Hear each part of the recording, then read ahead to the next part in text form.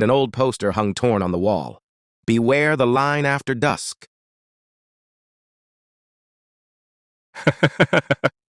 Her grandmother had invited her to spend a few weeks in Dorset to recover from university stress. Eleanor wasn't particularly fond of the countryside, but she had agreed. As the taxi drove her through the winding roads, the driver, a gray-haired man with sunken cheeks, asked, "You're staying at the Ward cottage, aren't you?" The driver gave her a quick glance through the mirror. "Then, best not to wander too far from the village, especially near the old railway line." Eleanor frowned. "Why? Is it dangerous?" He didn't answer directly. He just muttered, "Best not to ask too many questions." When she reached the cottage, her grandmother hugged her warmly. The old stone house sat close to the edge of the woods. Beyond the trees, Eleanor thought she glimpsed something. Metallic glinting in the fading. Sunlight, rusted tracks disappearing into the distance. The next morning, Eleanor explored the village. It was picturesque. Narrow cobblestone streets, a small bakery, and a pub called the Lantern's Rest. At the pub, she overheard two old men talking. "Saw it again last night," one whispered. "Glowing, wasn't it?" "Moving without a sound." "Shh, don't speak of it. You'll draw it nearer." Eleanor leaned closer. "Excuse me, are you talking about the railway line?" Both men went pale.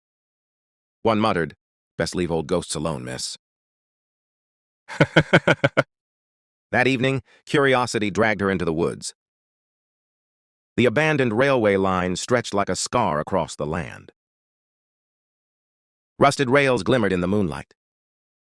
She felt cold, though the night was mild. Then, faintly in the distance, she heard it. The sound of wheels grinding over tracks. But there hadn't been a train on this line for decades. The sound grew louder. Out of the fog, a single carriage rolled silently along the broken tracks. It glowed faintly like moonlight on water. Eleanor froze. Inside, silhouettes sat perfectly still. Their faces pale, their eyes glassy, staring out at her.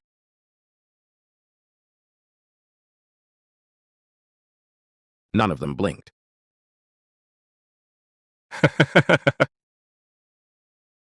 The carriage slowed as it neared her. The door creaked open. For a moment, she swore she heard a voice. "Come aboard."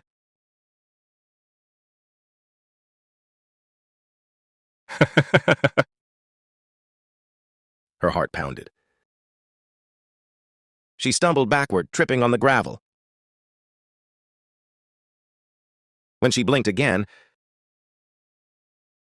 the carriage was gone, vanished as if it had never been there.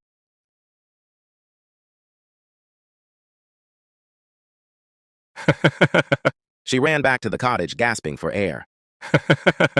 The next day, she found Thomas Hale, the village's local historian. He was a kind, bookish man in his 30s. When Eleanor mentioned the carriage, his face drained of color. "You shouldn't have gone there," he said gravely. "The story is older than any of us. In 1942, during the war, a passenger train derailed near that very stretch. Dozens were killed. But when rescuers arrived, they found only fragments of the train. One carriage was never recovered. Some say it rides the track still, searching for passengers." Eleanor shivered. "But I saw it. It opened its door for me." Thomas leaned closer. "If it calls you once, it will call again. And if you answer, you won't return." That night, Eleanor dreamt of the carriage. In her sleep, she walked through the fog and found the door wide open. Inside, pale hands reached out to her. Voices whispered, "Join us. You belong with us." She woke up gasping, her bedsheets damp with sweat. The following evening, she sat with her grandmother by the fire. Eleanor finally asked, "Why does everyone fear the old line?" Her grandmother stiffened. After a long silence, she whispered, "Because your grandfather was taken by it." Eleanor's heart skipped. "Grandfather? But you always said he died in the war." Her grandmother's eyes welled up. "He was on that train, Eleanor. The one that vanished. They never found his body." Outside, the wind howled. In the distance, faintly, came the sound of wheels against steel. Determined to uncover the truth, Eleanor visited Inspector Davies, a retired railway officer who had lived in Dorset his whole life. His small cottage smelled of tobacco and dust. When she mentioned her grandfather, the old man grew grave. "Arthur Ward, yes, I remember his name. He was listed among the lost." "Was the carriage ever found?" Eleanor asked. Davies shook his head. "Not in this world, but I saw it once myself, years after the crash. A pale, ghostly carriage sliding across broken rails. I'll tell you this, miss. Once it opens its doors to you, it will keep coming back until you step inside." Eleanor's blood ran cold. "So it's after me now." Davies didn't answer. He simply stared into the fire, his silence confirmation enough. The following night, fog smothered the village. Eleanor could not sleep. The whisper of wheels echoed in her ears, louder and louder until she could no longer resist. Drawn like a moth to flame, she followed the sound into the woods. There it was, the carriage, waiting. Its lanterns glowed dimly, bathing the tracks in silver. The door opened with a slow creak. Her legs trembled, but something stronger than fear pulled her forward. Inside, the air was icy. Rows of passengers sat still, their eyes fixed on her. In the corner seat, she saw him, her grandfather. His face pale but kind, his hand reaching toward her. "Grandfather?" she whispered, tears stinging her eyes. He nodded slowly. "Come, Eleanor. Sit with me. The journey is long, but you'll never be alone again." She hesitated. For one last moment, she thought of her grandmother waiting at home, of Thomas, of the life she still had. But the pull was too strong. Eleanor stepped inside. The door slammed shut. The carriage shuddered, then glided silently down the broken line. Through the window, the world blurred into fog until nothing remained.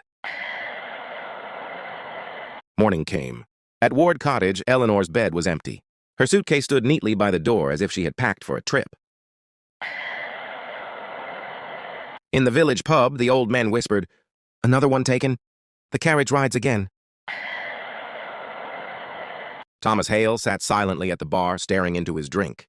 He had warned her, but warnings never saved anyone once the line had chosen them. That night in the woods, the fog thickened once more. If you listened closely, you could hear the faint sound of wheels, the echo of voices, and a single whisper carried on the wind.